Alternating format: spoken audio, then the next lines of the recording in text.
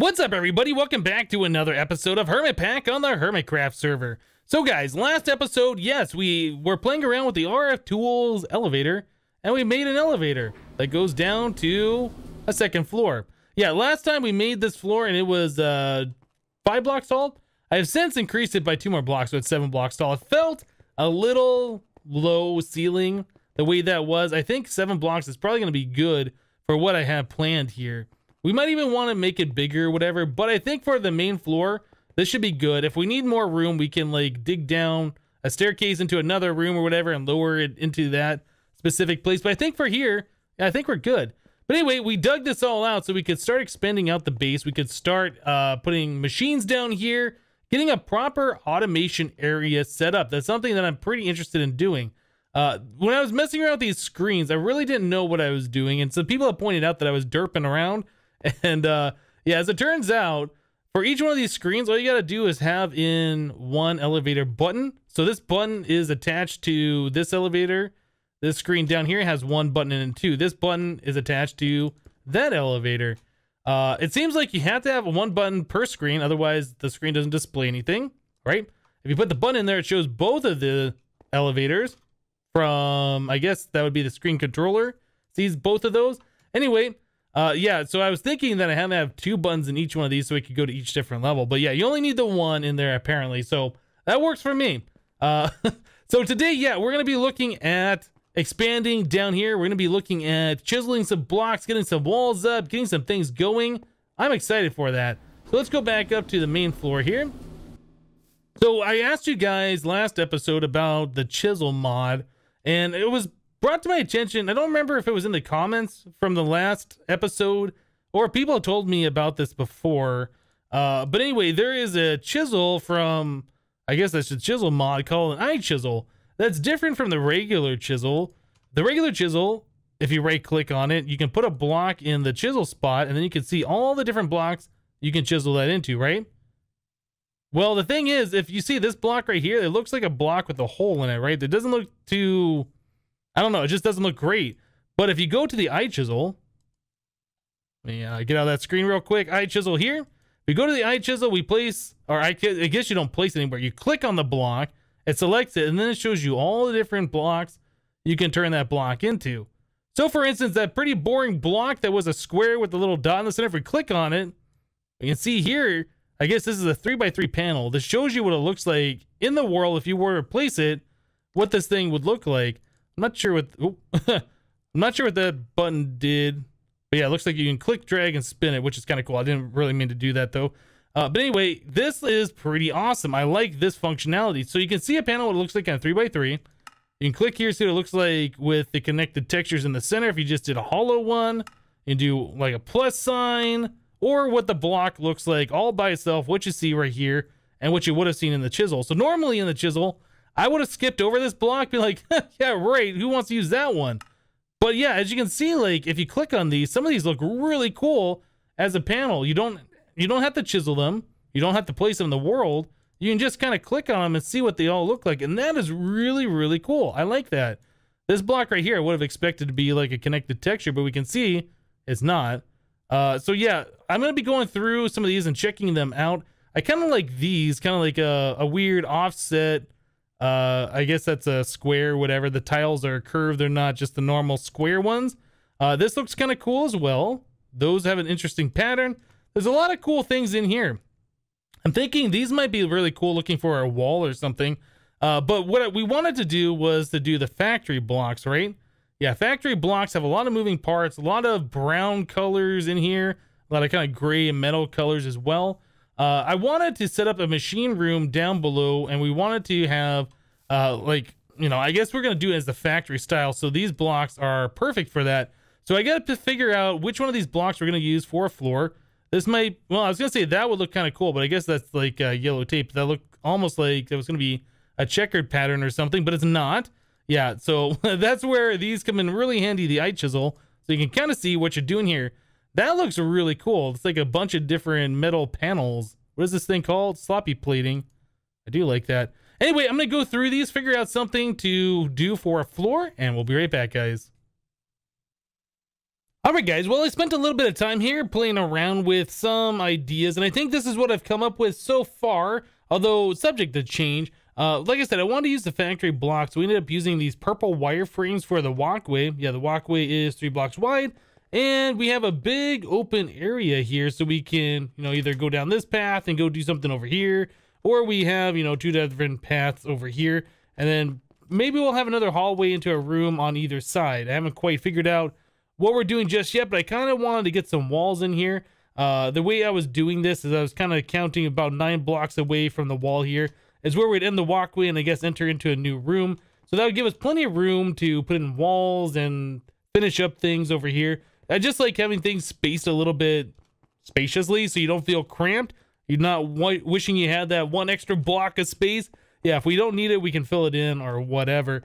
So another thing that I did is over here for the elevator down, I did make a 3 block wide on all the walls around it just to make it feel like it's structurally sound. Yeah, we don't want 1 block wide. We don't want it feeling flimsy or whatever. And then, yeah, I brought the wall all the way down to the end over here. I also moved the panel, instead of being on the conduit that went on this side, I moved it to the other wall over here. It does not have to be attached to the conduit. Yeah, I just had it there because that was like the only thing to place it on at the time. So yeah, we have this here, and then we have an Ender IO conduit going down. I think it is, yeah, we have the facade going down right here and then underneath, and then powering this from the side. That's a facade right here as well. So the facades do work with the connected textures, which is really, really awesome. So now our elevator does this. We have a nice clean elevator shaft. As we go down the elevator, yeah, we walk in, we press the button right, we go down, we don't have to turn. We're now facing the correct direction for this room, which I think is smart. Yeah, you don't want to, go down the elevator and have to turn around and then go off, right? So same thing when we go back up, we press the button, we're facing into the base, and we can go do whatever it is that we wanted to do up here, right? So I think that is pretty cool. I'm liking that. I'm having a good time playing around with the chisel blocks.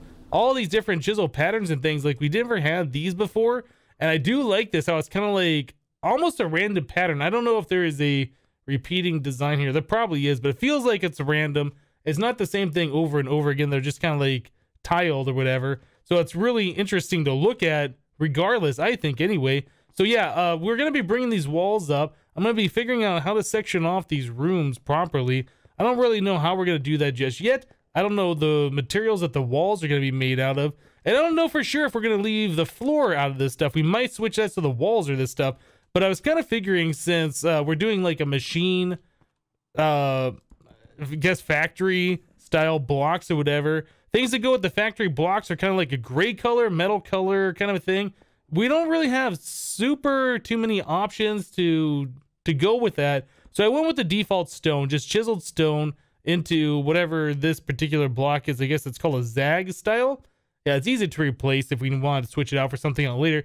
But anyway, next step is get the walls in place, get the block that the walls are made out of figured out. Maybe flesh out these walls a little bit more over here, make them a little bit thicker, and then get these back walls finished up and get some rooms going. Anyway, let me get to it and we'll be back. All right, guys. Well, this is the next day. So I've been spending some time building on our machine level, trying to figure out the room that I wanted to do. So yeah, we polished up this elevator shaft, and then I gave it a proper floor. We're no longer using the quartz blocks anymore. Nope, we are using these factory blocks. These are like the purple wire ones, and these are, I can't remember. It's like the second block, and you look at it, the factory blocks on the chisel. But yeah, so this is what we're looking like now. Kind of fleshed out the room a little bit. I'm kind of happy with it right now. After we got all these factory blocks in place, we did like these scaffolding blocks for kind of like supports and just to kind of break up the flat ceilings. I'm kind of feeling like the zag stone that we have on the floor here, I'm not feeling it anymore. I think we're going to have to replace this with something else, but I don't know what that something else is right now. But anyway, the room is kind of plain, right? I mean, there's not a lot going on here. It's just the factory blocks for the ceiling and the walls. And then we have the scaffolding just to kind of break things up and kind of make it look like it's got some structural support. But other than that, there's not a lot of other stuff going on here. I would like to improve this a little bit over time. If you guys want to give me some ideas for doing that, I'll definitely take them into consideration. But I think what we're going to end up doing down here, originally I think I was going to make this kind of like a lobby area. We come down here and we can go to like these different places. But I think we are going to utilize this space here, and we are going to put things in. One of the things that we're running low on is stone, which is kind of surprising. You would think with how big of a space we've dug out down here that we would have plenty of stone. But yeah, smooth stone, it's just one of those resources that we're not getting a lot of. So what we could do is set up like a cobblestone generator. So we can start filling up one of the quantum storages full of that. We could use the cobblestone for that, or set up a second cobblestone generator and start feeding that into a furnace that's automatically filling up another deep storage or quantum storage, whatever they're called, with the smooth stone. Other things we're running out of, like I keep finding myself having to make sand all the time so we can smelt that into glass.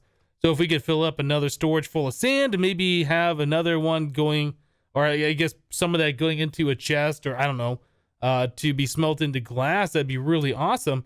So I think that's something that we'll probably be looking at doing. I think we're going to end up setting it up over here. We'll just make like a little thing in the center area here where we were having all those things being processed. I think that makes the most sense for right now. As far as these other areas go, I'm not sure what we're going to put into them. We have things like the auto crafting machines that we could set up over here. Maybe we could start breaking up our machines a little bit, have like the mechanism machines over here, and then we could do Ender IO on this side, or I don't know. There's so many different possibilities that we can do right now. But the first things first, I want to get the cobblestone generator hooked up. We're going to set it over here in this, well, I guess that would be the back left side when you come down the elevator, right? Yeah, we'll get that set up over here so it's automatically making the cobblestone, the stone, the sand, the gravel, all that stuff. I still need to make the machine so we can get that set up. So I'm going to go ahead and do that, and we'll be right back, guys. Alright guys, well I went ahead and I made a few machines. We're going to try out the machines from Actually Additions. We made the double crusher and we made the power furnace, previously double furnace. So I haven't gotten a chance to use these things at all. I don't really know how they work. I assume they work just like, you know, most furnaces and crushers, macerators, whatever. So we'll go ahead and check it out. So it looks like it does have 2 slots for items to go in, and there was a thing here I saw that said auto split items on and off. I don't know if this is like, if you pipe items in from one side, it goes into this slot, or if you can just split them, you just put them into the top. I don't know. We'll figure this all out. So yeah, we got the power furnaces, we got the double crushers. Seems like it's going to be pretty cool. But first things first, we need to get ourselves some cobblestone being generated. So let's go ahead and do that. I'm going to put a quantum storage here. And I had myself a transfer node. You know what I'm thinking? Yeah, I need some transfer pipe. Do we have any of that? Transfer. Yeah, we have some transfer pipe. Okay, so we're going to want to pipe the cobblestone from wherever the cobblestone generator is into this thing. For right now, I'm just going to stick it in the floor. We'll probably make this thing look a little bit more fancy later. So for right now, we'll do lava, 1 piece of cobblestone, water. We'll get a transfer node like so, and then we will connect the pipe to that. There we go. We need to add in one of these mining upgrade things. So that should start generating cobblestone and putting the cobblestone into here. Now, I did make a second one. I don't know if I've ever tried speeding these up from extra utilities too. Like, I don't know if you can just put speed upgrades if it just makes a stupid amount of these things. Maybe you need a stack upgrade and then it makes 64 at a time. Honestly, I don't know. But it seems to make the cobblestone rather slowly. So I figured we'd probably end up making a second one of these. So I made another mining upgrade, another one of these. We might look at that a little bit later. Okay, so we have cobblestone being generated now. We need to go ahead and start smelting that. Easy way to do that is just by putting it into a powered furnace, like so. And then we can put another quantum storage right there. Cool. All right, let me get that. All right, so I think that's how we're going to end up doing that. So we need to pipe the cobblestone from here to here, and then pipe the smooth from here to here. I assume we can just go ahead and use these item conduits. Something like so. So that'd be auto extract. That should be insert. All right. Auto extract always active. So cobblestone should now start going into here. Looks pretty good. All right. So now we need the stone from here to here. And I don't know if we can do this from the bottom or how this is all going to work. I assume we have to pull out from the bottom. Like I said, I haven't used the furnaces before, so we're just going to try this. And nothing else, this will just make it simpler. So we can just say always active here and then insert to this one. Nothing should be going in here yet. Okay, I think we're fine. I also did bring some conduit facades because I assumed we were going to be breaking out these blocks we had these machines sitting on. So that and that. Yeah, that looks pretty good, right? I think that's going to be fine. We might even be able to do those conduit facades under here as well and just hide those completely. But for right now, we're just kind of testing it. I'll button it up, make it look a little bit nicer as we move on. So that should get us our cobblestone and our stone, right? And then we're going to want to do another one where we're doing into a crusher. We need cobblestone going into a crusher. This will make sand. Some machines you put cobblestone in, it crushes it and it turns it into gravel. And then you have to redo the gravel into sand. Apparently this turns it directly into sand. So that's kind of nice. Okay, so we have the cobblestone's going to be going into here. That's going to turn into sand. The sand is going to go into a furnace. I guess we can just do right like that into... Well, we want the sand stored, don't we? Yeah, because we want sand. We want sand going into a furnace, and then we want some glass being made. I think that's how we want that set up. So I'm going to go ahead and get the rest of the wires hooked up here. I also brought... what did I bring? The dimensional transceiver, so we can have wireless power down here. And we can power all these things. So yeah, let me go and get some more wiring hooked up and we'll be right back. All right, cool. So that wasn't so difficult to do. So yeah, again, we have the cobblestone going into this deep, or I guess it's quantum storage. I almost call it deep storage. Cobblestone's coming in here. We are pulling out of this guy on the green channel that's coming over here and going into the bottom side of this furnace on the green channel. We're able to extract out of the bottom side of this furnace as well. And we're extracting on the brown channel. The brown channel is coming over here and being inserted into this quantum storage. So yeah, we're getting stone and we're getting cobblestone. Yep, and it's being smelted using the double furnace here. Pretty awesome. I like that. It was a lot simpler than I was thinking it was going to be. It's nice that you can push and pull items from the bottom side of this powered furnace. I do like that. Okay, same kind of a thing over here on this side. We do have another lava, I guess, cobblestone generator right here. That's just pushing cobblestone directly into this double crusher. We aren't storing extra cobblestone anywhere. Okay, I do notice that this machine right here, this double crusher, this is going pretty slow. I don't think there's a way to speed this machine up. I don't know if we need to speed it up if it's going to be in loaded chunks and running all the time. But this thing is going pretty slow, isn't it? Yeah, I think a sag mill or something might have been better here. Or maybe the crusher from Mechanism. I think the sag mill turns cobblestone into gravel, and then you have to do gravel to sand. I could be wrong. But anyway, it's the same kind of a deal. We have, yeah, the sand being extracted on the green channel. On this particular extraction, though, we have it set to round robin. So it'll extract some, put it here, then it'll extract others and put it into this one. So half of it's going over here into our quantum storage unit for sand.